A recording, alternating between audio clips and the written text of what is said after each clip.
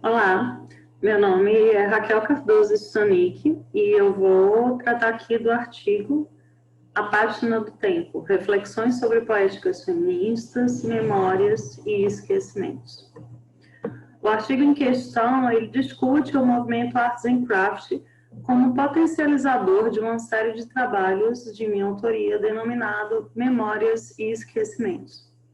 Ele apresenta o movimento Arts and Craft e o conceito de página do tempo que é proposto por John Ruskin, um dos grandes idealizadores do movimento em questão, e discute a aplicação dos ensinamentos deste movimento e desse conceito, que é a página do tempo, numa pesquisa em poéticas contemporâneas e feministas.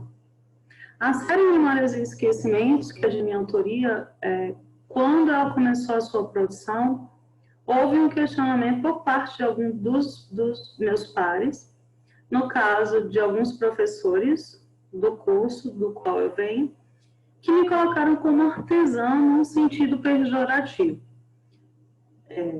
Diante disso, e como pesquisadora em artes visuais, eu acredito, assim como Legoff, que na aquisição de consciência do tempo, a oposição entre passado e futuro assegura que o interesse no passado ele está em grande parte no interesse em esclarecer o presente.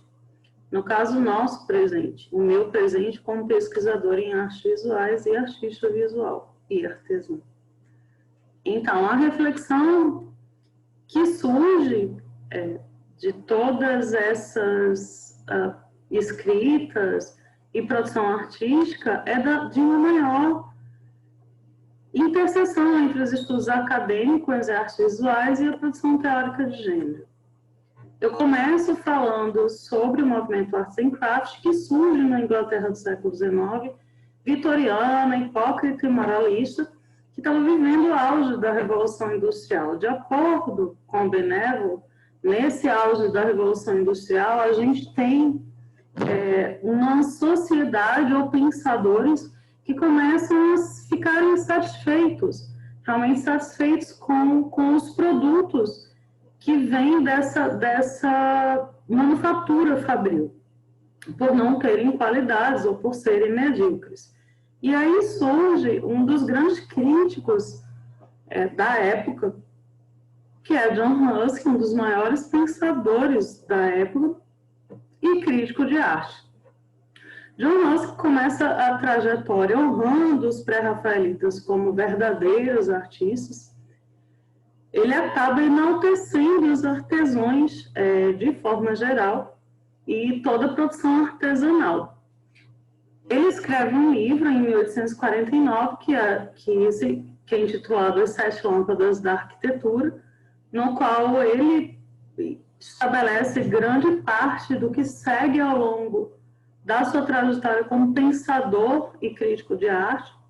E num capítulo específico, que é a Lâmpada da Memória, ele trata do conceito da página do tempo, que defende em todo o livro um elogio ao ruinismo,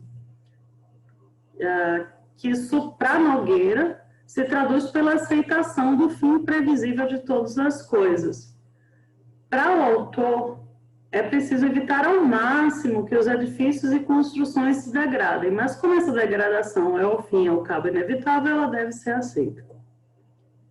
William Morris acaba colocando em prática todos os conceitos que John Ruskin traz em seus pensamentos, com a criação de guildas. Essas guildas, elas reúnem os artesãos para a produção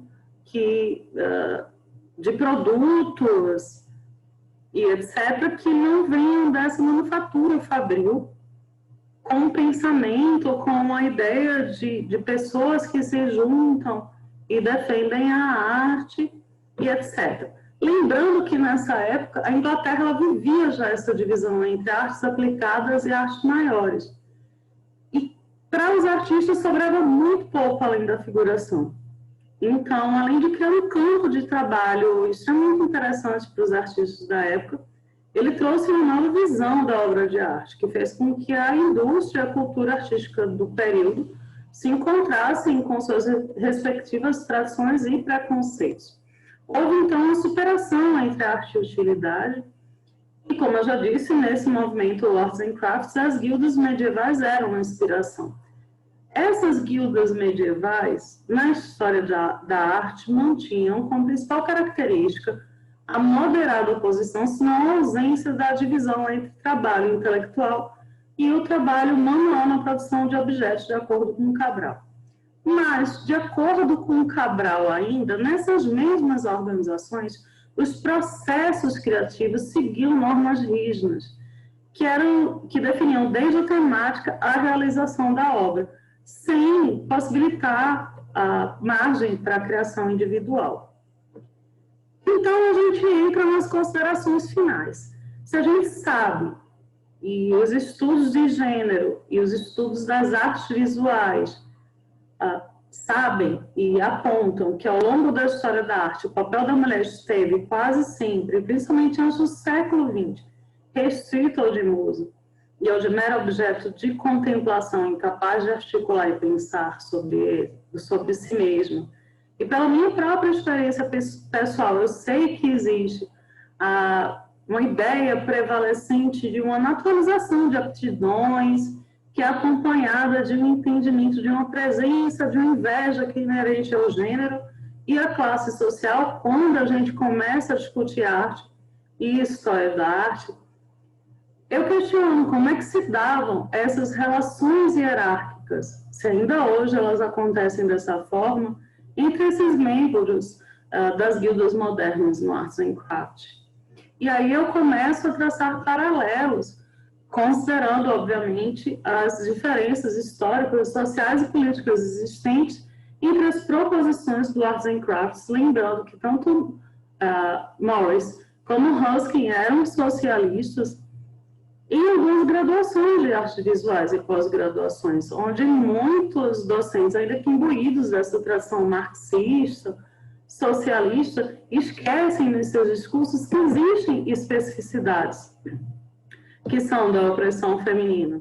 Ignoram, assim, essas inquietações revolucionárias fundamentais que se originam desse intercruzamento sexo-classe.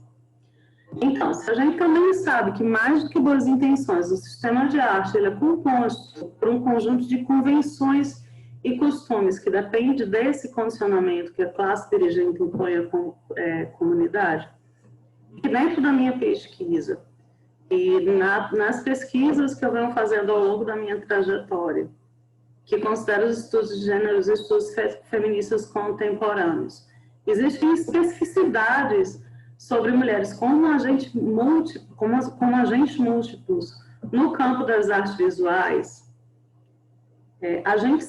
Eu entendi nesse artigo que existe um campo amplo e inúmeras possibilidades e desafios no campo de poéticas feministas, que inclui e perpassa pelo entendimento que nossos mestres e professores têm do assunto em questão.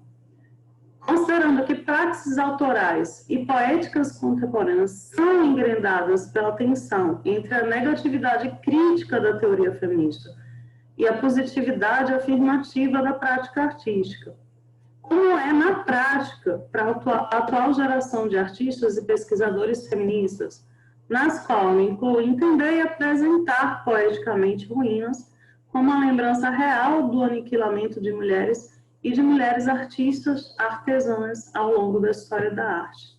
Como recolocar, olhar sobre a minha própria trajetória como artista e artesã latino-americana, periférica e proletária, no mercado de arte e conhecimento onde os mitos da mistura racial e de uma suposta hierarquização das relações entre os sexos se devem a uma proporcional valorização da amnésia histórica.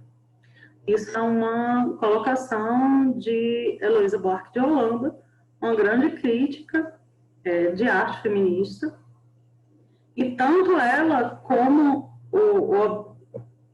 a conclusão ou a consideração final desse artigo em questão considera que é necessário um aprofundamento dos estudos de gênero para além do seu caráter marginal específico em todos os espaços do campo saber, de forma que esses espaços, principalmente espaços de ensino e aprendizagem, abriguem inquietações e angústias específicas de mulheres periféricas e estimulem práticas e abordagens poéticas relevantes. É isso, muito, muito obrigada. Vai ser um prazer estar com vocês logo mais. Tchau.